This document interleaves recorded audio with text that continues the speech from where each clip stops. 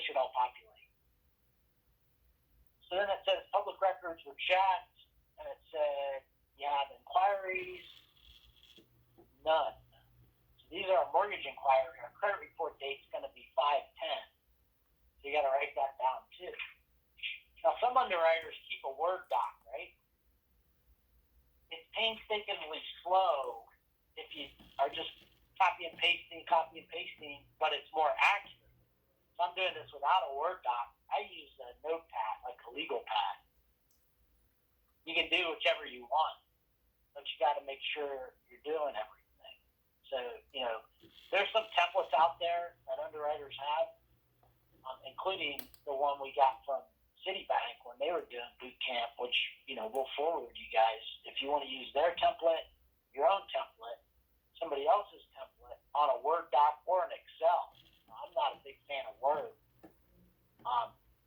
just because I don't know computers that well, and so I use Excel.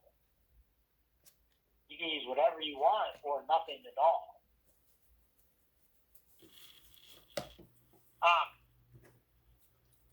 So there's no date. The date for her Equifax is missing for her birth date.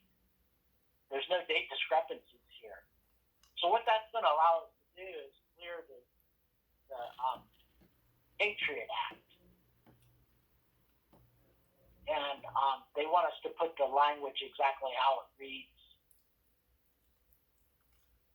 in the manuals that we cleared the Patriot Act and put the date in. If there's discrepancies on the dates or you have indications that they're living somewhere else, then you might have to put a UPD. Oops. But I don't see any additional addresses. Now, this one here in New York is within 2 years. And that's our benchmark, as well as this one within 2 years. Now, usually these started so long ago that the subject was probably purchased sometime after, like 2001, like it says here. And these things are just trailing around on their credit reports. But if they're within the last 24 months, we're going to ask for an explanation. I'm still going to use the credit report to clear the Patriot Act, but I am going to have to add a condition to say provide an explanation for, looks like 2 different addresses, Lombardi and 6th Court in Fort Lauderdale.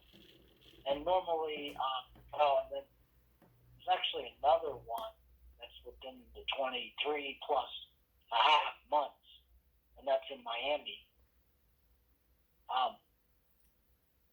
So we'll copy and paste those as a condition.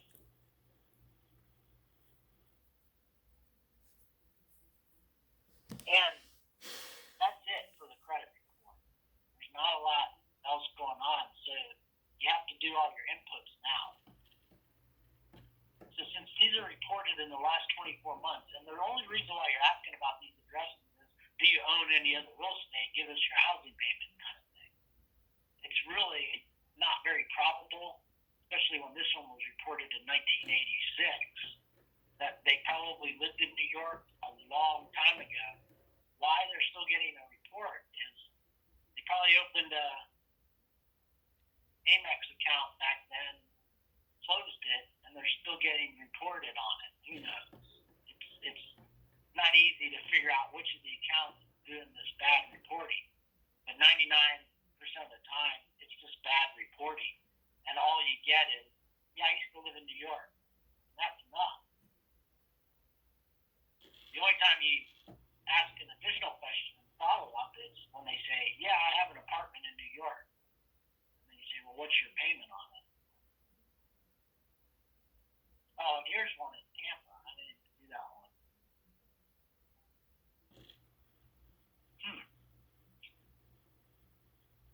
So this one especially is concerning because it's new.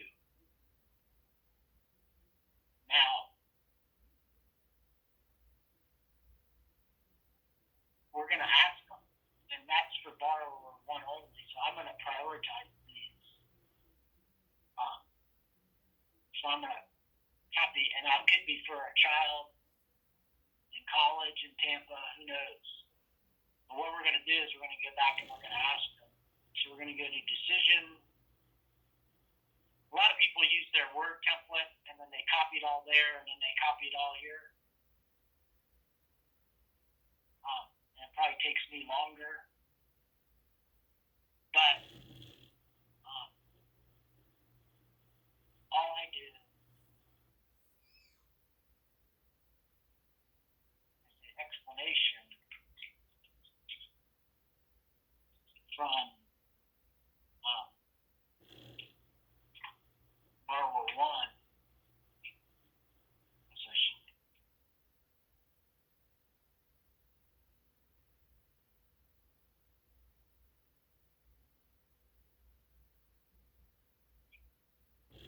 Can't get back to that credit report.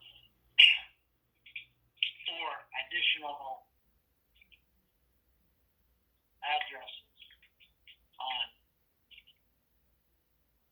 credit report. I believe I can put my addresses here, and then I'm going to go back and find the other one for him, and I'll change his name if I can to Dan. I think his name is Daniel. So Daniel had that one. Daniel had this one. So I want him to say the Tampa. I don't want her to answer for his Tampa property. So I'm going to say this one too. And then she has 6 court. I don't think I'm going to ask her about Lombardi. If he answers, it's going to be pretty straightforward because that's so long ago that I'm not too worried about what they're doing in New York as much as I am in Tampa.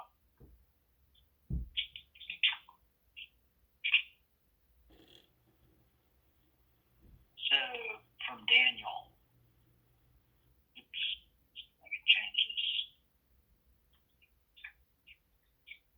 So Daniel is going to have to say, and I'm going to say here on credit report, and I guess I can't edit that. Oh yeah, maybe I can.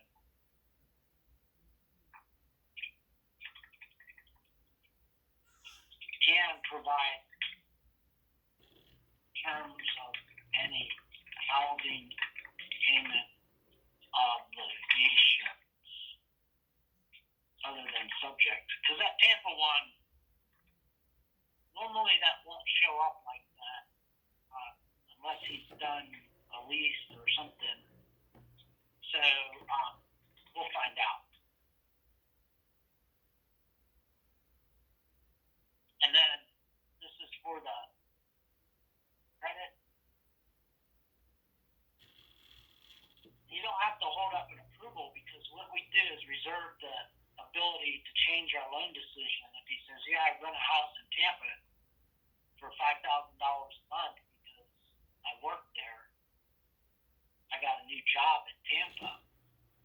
Well, then we add that as an undisclosed debt that he owes, and then if they don't qualify, then we just turn a CITI approval into a decline based on new information. The borrower is going to give this to us.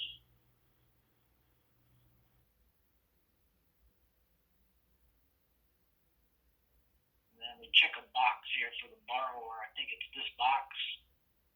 I hope that the borrower can see it. Now, different addresses. I'm going to go back and add one for her.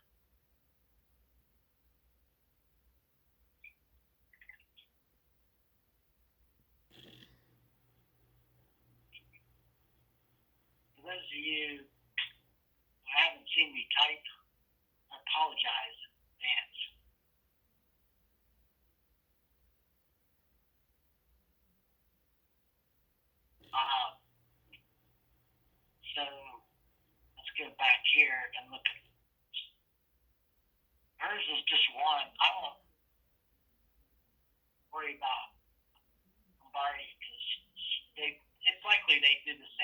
letter and they both sign it, which is fine. You know, a combination letter is better. But she has Miami too. Oops, sorry.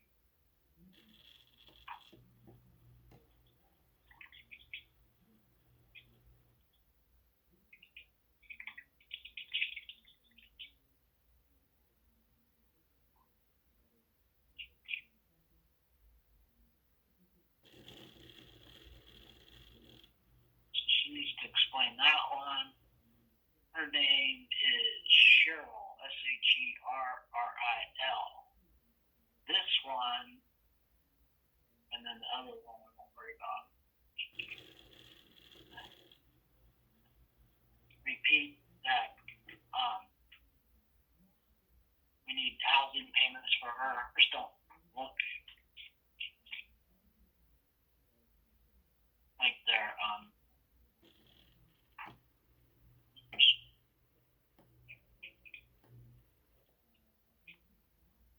Sherril. Sure, that right. Okay. And then we'll put credit. So now we've covered our credit report, other than a couple little housekeeping items. There wasn't anything, it's pretty clean.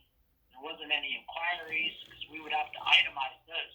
So the reason why you itemize all this is so that you're helping your process team out.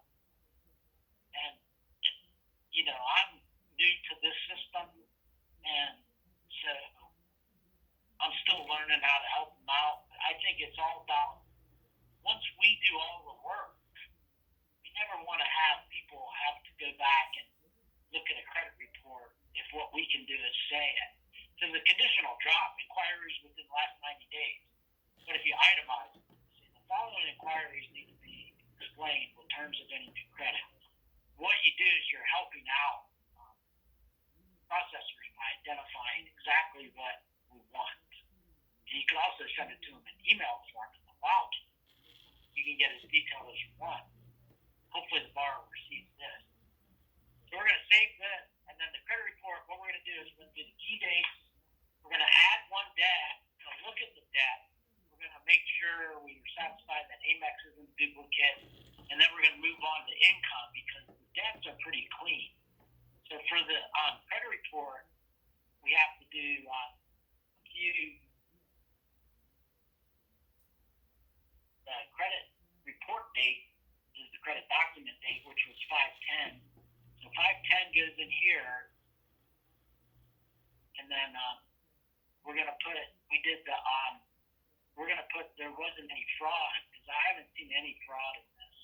Well, actually, we will, and then we'll clear it for the additional addresses.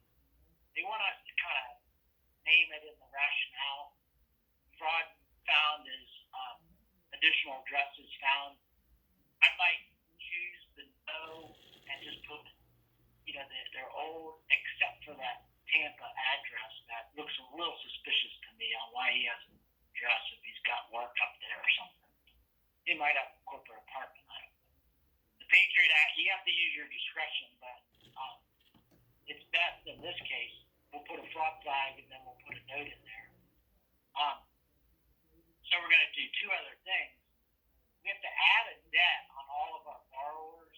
You either have to add the app fee as a revolving debt, or you have to subtract it from their asset. It's a lot easier just to add it. You have to do it by hand. So they paid Citibank a bunch of money, $175 plus 6 plus 23.6, and you can round off. So they paid us no appraisal fee, so that indicates to me there's probably no appraisal. So what we're going to do is we're going to go back to the liability, and we're going to add a debt to our. We're going to verify the other debts aren't anything other than what we just saw. So you get a 1003, and this is all done for us. Hopefully it's clean. Sometimes not so much. Now they didn't list any assets, so we probably don't need them on a cash out. So that's a good sign. We don't have to zero them out. If they did give us Citibank statements, we'd have to take a peek at them, but we wouldn't necessarily have to add them if we don't feel the need to. Now the liabilities are hidden way down here. Oops. In the liability section. So there's no payments omitted, which is good. Now, if they were paying off a Honda loan in order to qualify, I didn't even notice he has 2 Honda loans. We'll take another peek at that, but I totally missed that. I probably went too fast through that credit report. And then she has separate loans too, the 2 Amex accounts, which don't look like they're duplicates. He does have an Amex that looks to be a duplicate of hers. So I've got to omit one of those, even though they have different account numbers, unless I think it's not. Now, if you're precise about it, you're going to omit the one that's the authorized user. So you can see the credit report takes a lot of work. I used to use an Excel doc and try to copy it all in and then copy it here, but it started to be a real pain in the neck because now I'm underwriting on an Excel worksheet, then I'm underwriting on the system, and it took me twice as long because I'm not a good typer. So I just skip all that and go off memory. You guys might not want to do that, but then again, you might. So I'm going to add a debt. I'm going to call it the app fee debt. And I'm always going to call it revolving. And I call the account number POCB. And I call the creditor POCB too. And the unpaid balance is 204, rounded off. 5% of 204 is 10. Rounded off. No need to put the cents if you don't feel the need, which I never do. POCB is the creditor. So we just added a debt because that's what we do. And then we save it. So, 2 things on the credit report. I'm going to look for that. He has 2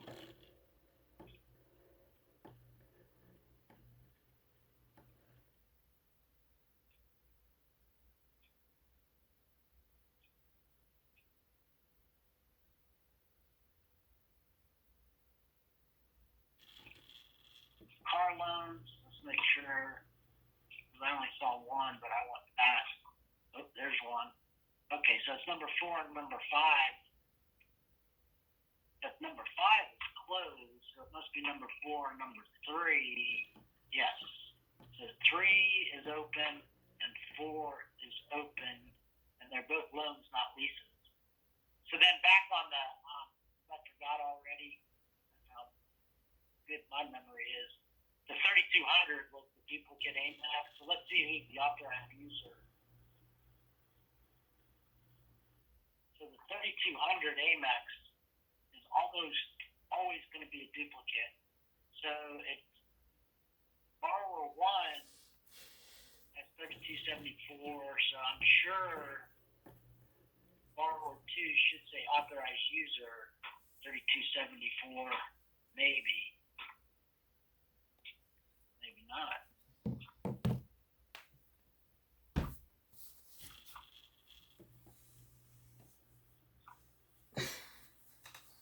Guess I did that wrong.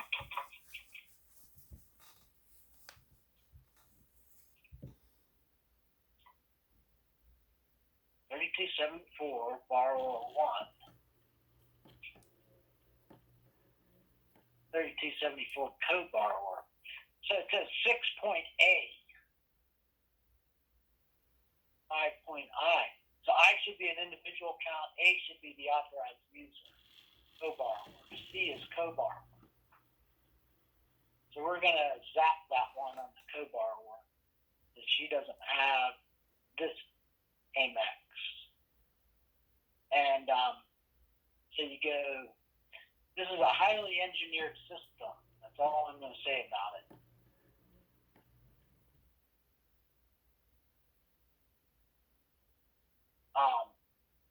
So I got to omit it somewhere, right? All the buttons, like driving a 747. You got a lot of buttons. Omit. So I think you can put DU omit, but you got to omit the payment and the balance. Should just say duplicate, check this box, right? But they didn't listen to me when they designed the system. I tried to tell them. So let's go back and see if that does it. We may have to check the box, another box. So the payment is omitted, maybe. Payment omitted. So I think that did it. And then this mortgage is going to say line D on the details of transaction, which is the mortgage payoff. So that means it's associated with they have a real fancy way to associate the debts and the real estate. It's almost too fancy. But it lists the real estate debt. Got a lot of boxes to choose from, right? Always got boxes on this new system. So in the real estate debt is where I like to look at real estate. And when we do a rental property, we'll see it. Now they got an interesting thing here. They got a zero real estate debt added. And it's all blank. So this doesn't look like a debt. Why it's here? Probably shouldn't be. How we delete this? I don't even know. Sometimes this system gets a little bit extravagant. But I gotta delete this.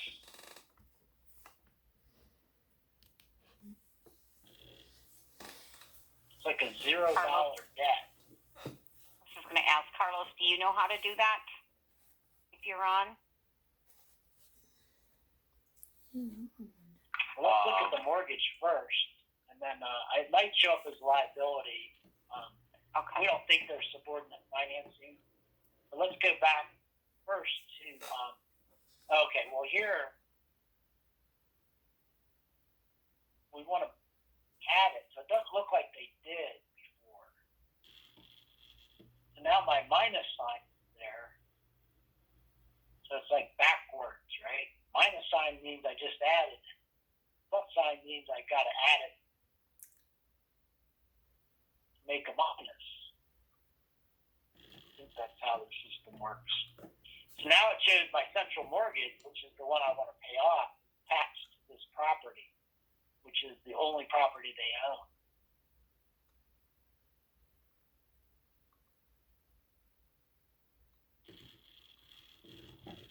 Now, why this is all missing, I do not know. We'd have to ping our salesperson and say, tell us your story, right?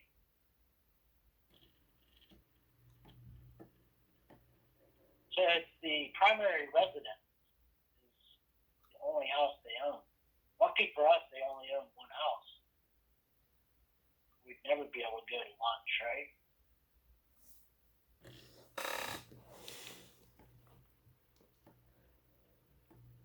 So, a lot of boxes to choose from.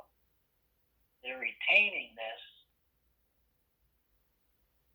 I'd have to find out what the T means. You guys probably know better than me. T equals R, or T dash R. You can tell engineers made this system. C-R. I'm going to call this a PUD for now. It may be a single family, and I may have to change it back. The current residence, and it's the subject property. Pretty sure. So I'm going to save this, and then let me look at why there's possibly two houses. Oh, you know what? Darn. I must have been editing the 01. Alright, so I'm going to delete this one. That's how you delete it. And then edit this one. I apologize. So then we still want to add the mortgage.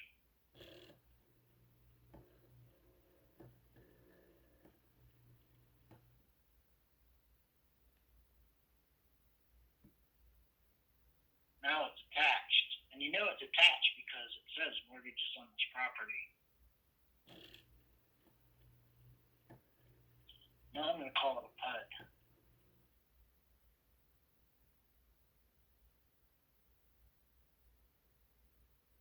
Okay.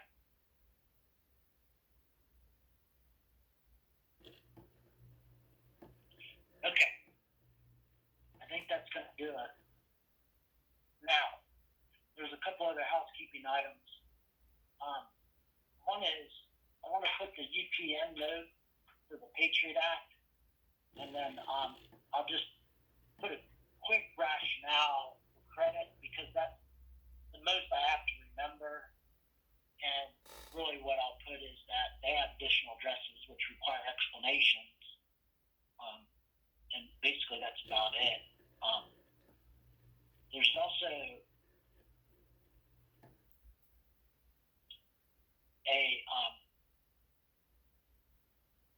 other screens that we're going to place in here, and this is the DU screen, and it's DU version 11, or at least I think it is. If I find out otherwise, I'll change that. We rolled over from DU 10.3 to DU 11, and then you also have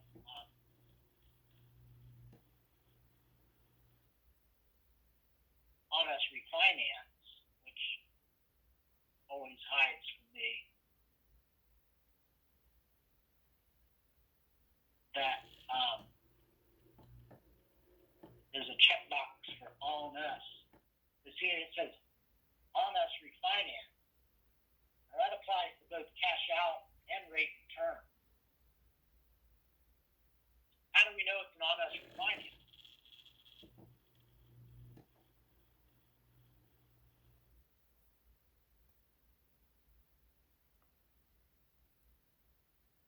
Because we have DLS. That's the answer. If you have a DLS, it's an on us.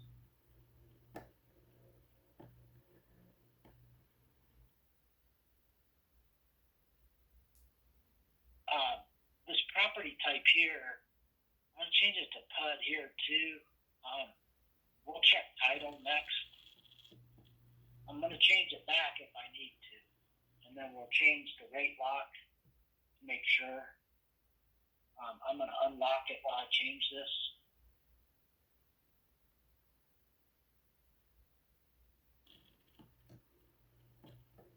Shouldn't change pricing property type. But what I wanted to do was I wanted to copy the language from the boot camp operator. So she did a rationale template, and you guys will get this up-forwarded. I'm sure you already have this. Lorraine is one of our senior underwriters at CITI, and otherwise known as Citibank. And she uses this. And I like it too, except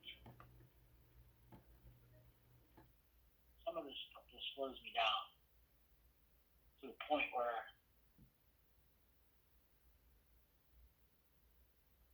I can't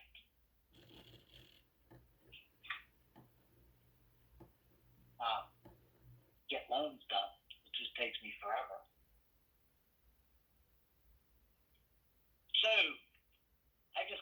paste it, and you guys can do that however you want for the notepad for the Patriot Act. And then I'm going to clear that with the date, and then it's probably going to ask me for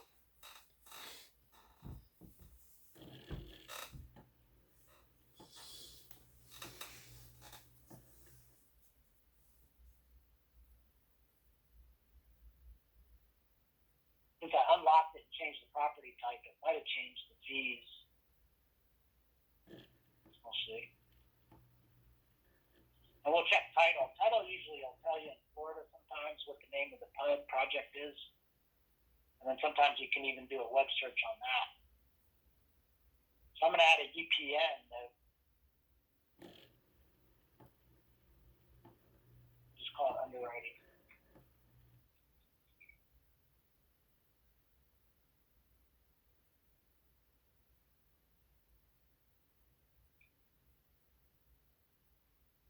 Underwriter.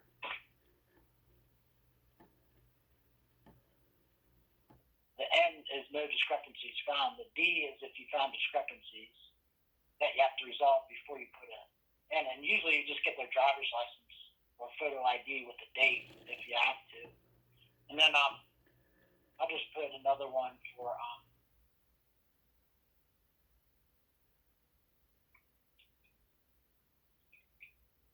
the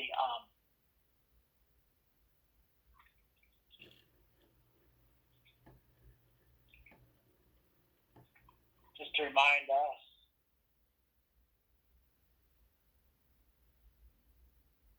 So I got my liabilities in there and I got my payoff in there. So we'll look at the application in a minute, but then we'll also jump right into income, because once I have credit and income knocked out, I know I don't have assets on this. Since they didn't get an appraisal fee, they doubt they have an appraisal. So at that point, then it's just cleaning up the system and I'm moving on down the highway. So if you look at the application for income, you make sure if you're not using income that you